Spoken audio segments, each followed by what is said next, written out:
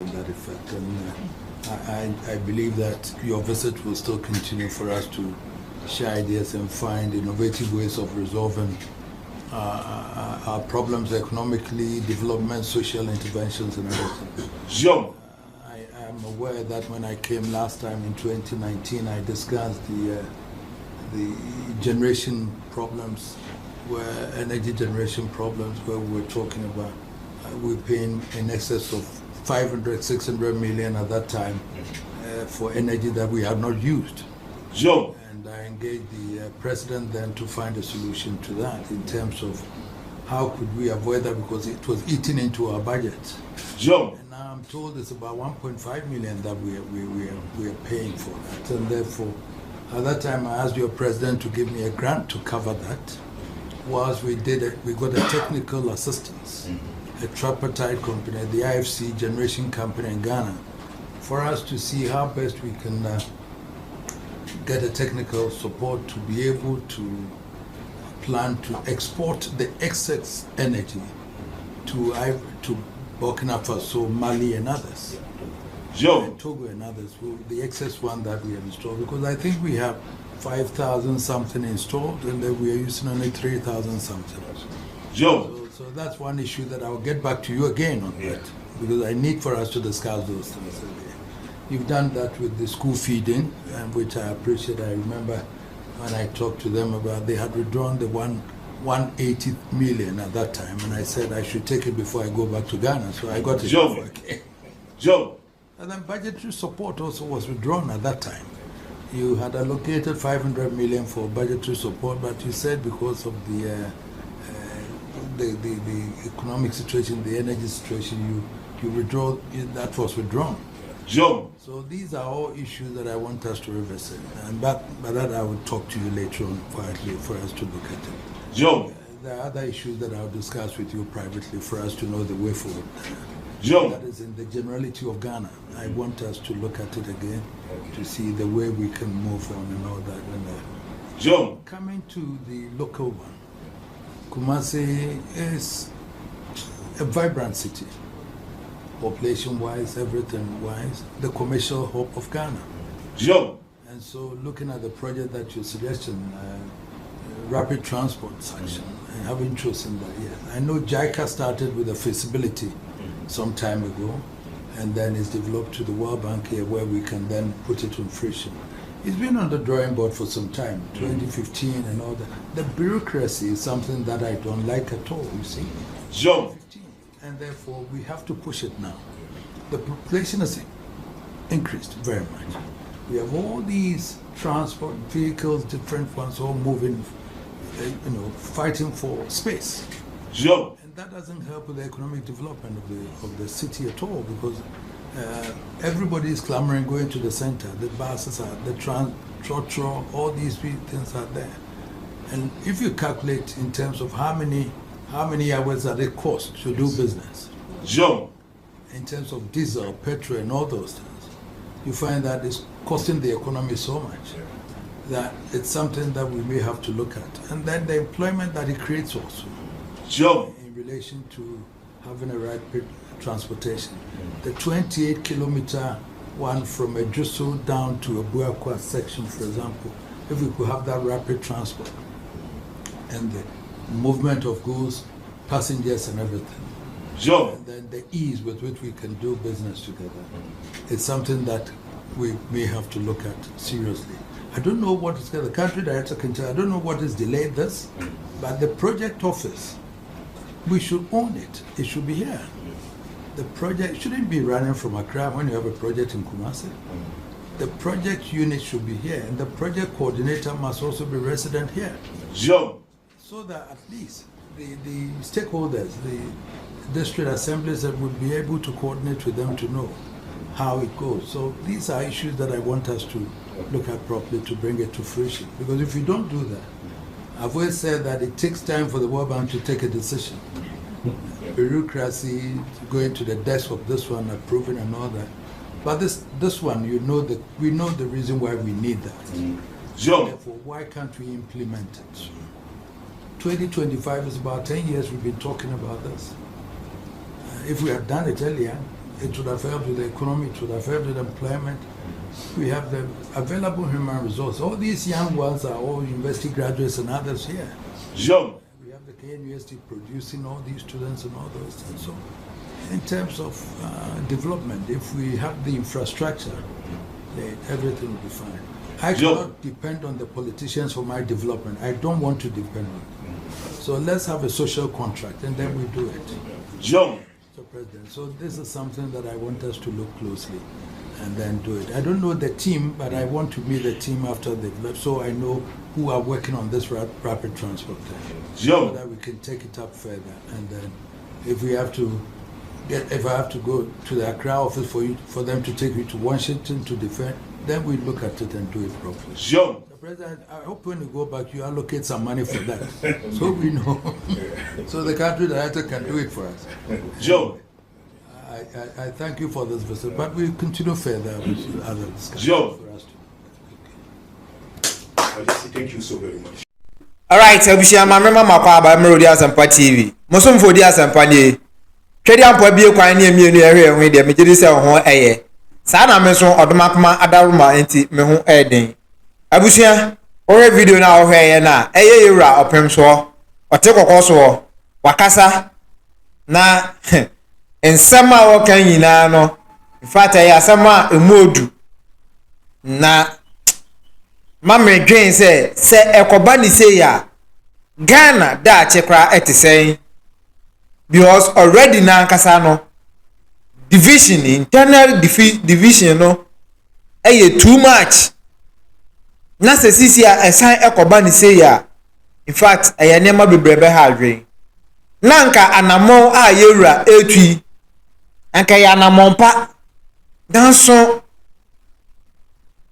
asembisa ne se onu kwa ya de we ya ebeye ya nan me de abrani abebi amekasa ahemfo tumi a omukuta politician tumi emma homicide hwe asemwe a yewura ekaye se eya manyo ni bi kra ene kaye se dabi ebia me ye MPP amanyoku CCR no yanso yakye ho aga na fa bi yan ye betena ena ye bedi ye ho so na ye ntumi and rely on the other political party ye yina ya to aba aka me ka che otansa sa bre nipa na obe make statement kwa aka na so ayehye nanso yewura okutatumi a ode kasa na babia adadin into kan asam no social media de enye den a obia ebe kire na adwen obia beka ne obeka nanso no enko babia ntime ne meka nsa ahefo no tumi omukuta ne de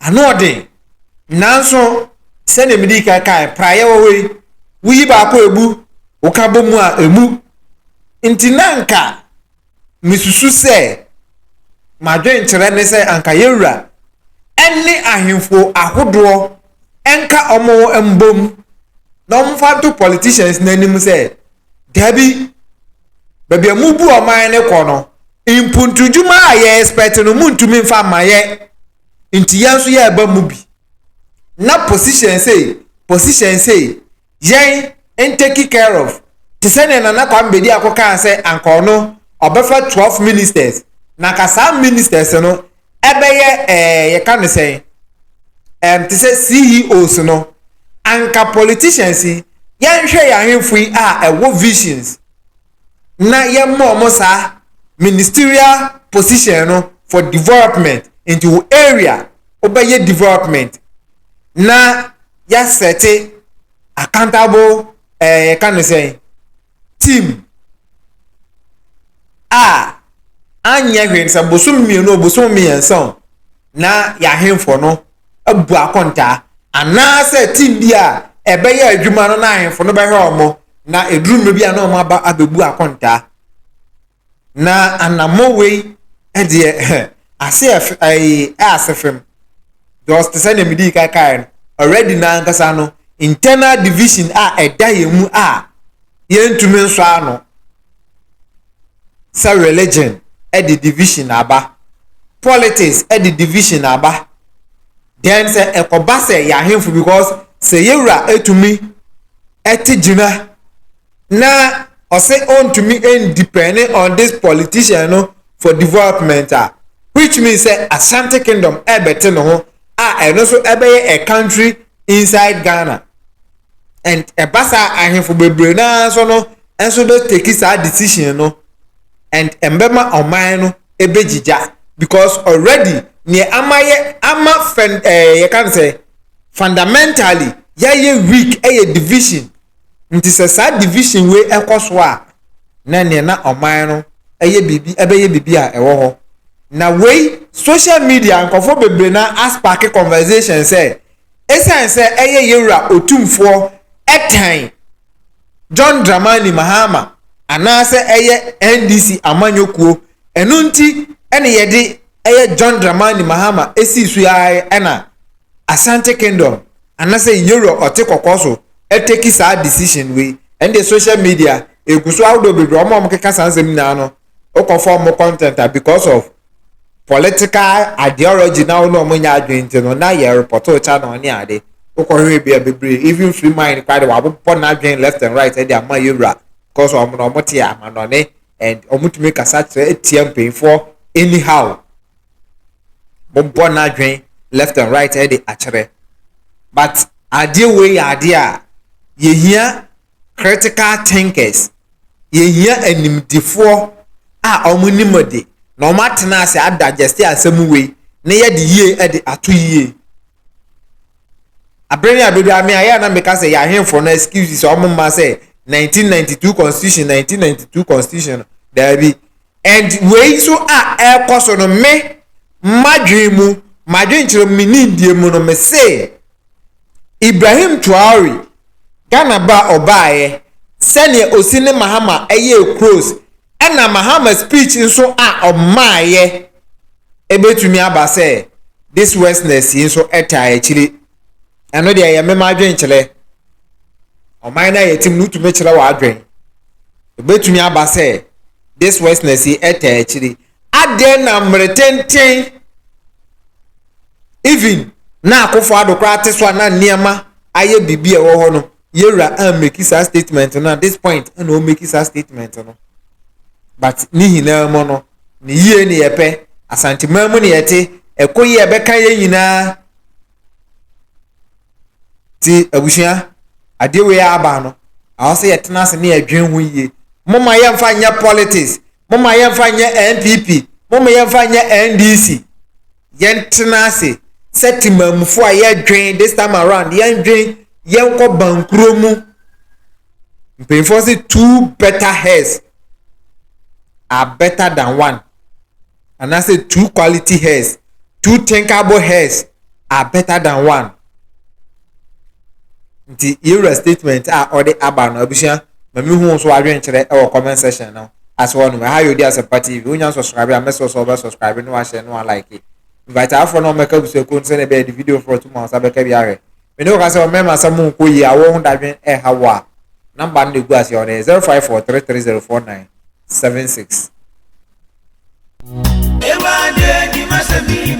ano kwamo mienka na awodi nipa pina ekwa tete mu pao amani pampempema wale agu odia sampa spiritual and herbal center awo wo mo yade se wo mbe mu wanya basisi a yade bi tse stroke gonorrhea anabama wale mre e wampamu low sperm count wo mo wano aduro tatahwe ene je sam no se sabane sunsumu nsama wo mo telete se ye sunsumu aware anasa yare bi ne yade amawo pampabone anabo ana wanya abai amane e court case wo betu charge osisi a enam omadwuma panti ni pampempem ene be fo bokofie ekoye sunsumu nyuma edemom se mosini ene enzimani akabomu dia sunsumu niema asie betu obi age wukunu anasa woyere awaresem adwuma sam akwantuom nsam ni nyina ayasuma sam fabadan odia sampa spiritual and herbal center obehuyan of New Koforidua ejoso ne konongo infinfin aye Ashanti region ehon ma number aye didi juma no aye 054